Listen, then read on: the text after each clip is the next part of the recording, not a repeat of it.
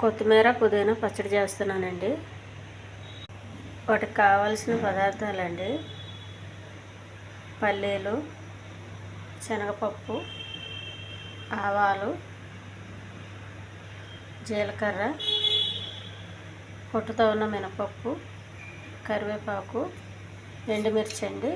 ఇది చింతపండు బదులు కొక్కుం అండి. ఇది కొక్కో, నువ్వుల నూనె, కొద్దిగా ఉప్పు. ముందుగా పెనం పెట్టానండి స్టవ్ పైన.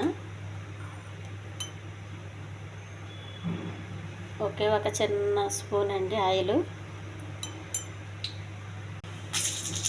ఎండుమిర్చి, కొక్కం వేసుకోండి.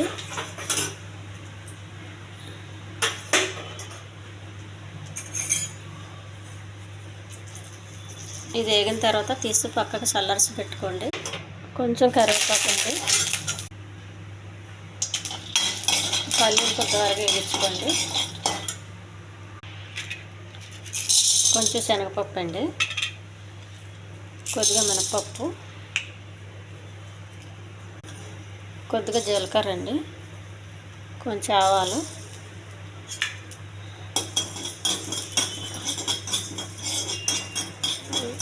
ఇవి తాలింపు కోసం అండి. తీసి పక్కకి వేసుకోండి.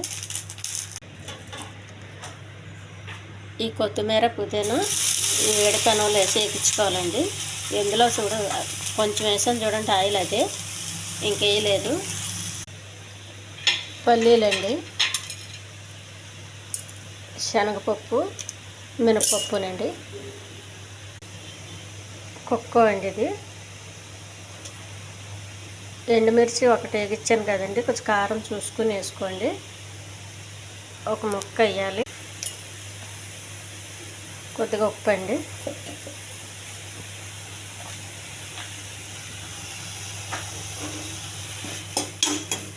ఈ కొత్తిమీర పుదీనా వేగిందండి. ఇది ఒక ప్లేట్లో తీసుకొని చల్లారి పెట్టుకోవాలి. చూడండి ఆయిల్ వేయకుండా ఇలాగ వేగుతుంది. మనం ఒక సిమ్లో పెట్టి వేగించుకుంటే. ఈ పుదీనా కూడా వేసేయాలండి. పుదీనా కొత్తిమీర చట్నీ రెడీ అయిందండి. ఈ ఛానల్ నచ్చితే సబ్స్క్రైబ్ చేయండి, షేర్ చేయండి, లైక్ చేయండి, కామెంట్ చేయండి. మీరు చేసే ప్రతి కామెంట్కి నేను రిప్లై ఇస్తానండి.